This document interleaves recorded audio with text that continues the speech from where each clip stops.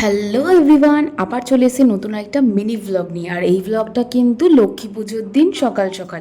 বুঝতেই পারছো যে সব কিছু জোগাড় করতে আমি খুবই ব্যস্ত হয়ে পড়েছি, কারণ অন্যদিকে একদমই গল্প করার মতন সময় ছিল না। কারণ সকাল সকাল আগেই মা আর আমি উঠে স্নান টান করে পুজো জোগাড় করতে শুরু করে দিয়েছিলাম।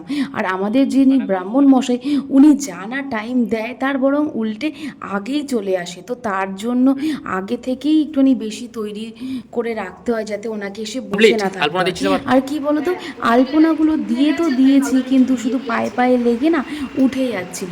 তো সেই জন্যই আর একটুখানি টাচ করে দিচ্ছিলাম। আর তার সাথে সাথে আজকে আবার নারায়ণ পুজোও ছিল, তো সেই তারও আরেকটা জোগাড় ছিল।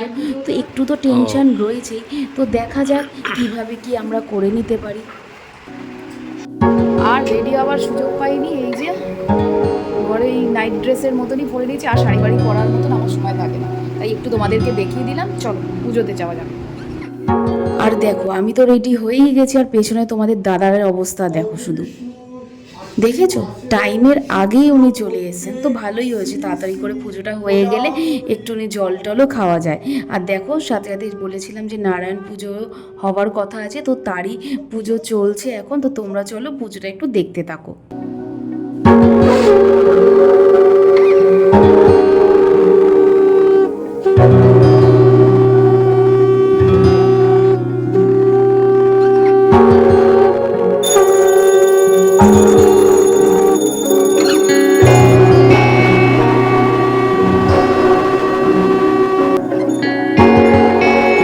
লক্ষ্মীনারায়ণ পুজোর সাথে সাথে ঘরে হোমও হচ্ছিল, কারণ কি মা অনেকবার বলেছিল যে একটুখানি হোম করতে হবে, হোম করতে হবে।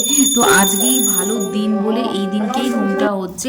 আর বাবা তার সাথে সাথে মাখছে হচ্ছে সিন্নি, কারণ এই বছর হচ্ছে প্রসাদের মধ্যে সিন্নিটা হচ্ছে মাস্ট থাকতেই হবে।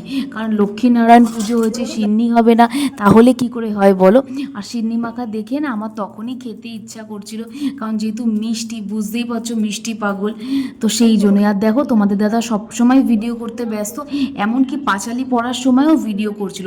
তো বাধ্য হয়ে ওকে ধমক দিলাম, আর তারপরে ও ফোনটাকে নিচে রাখলো।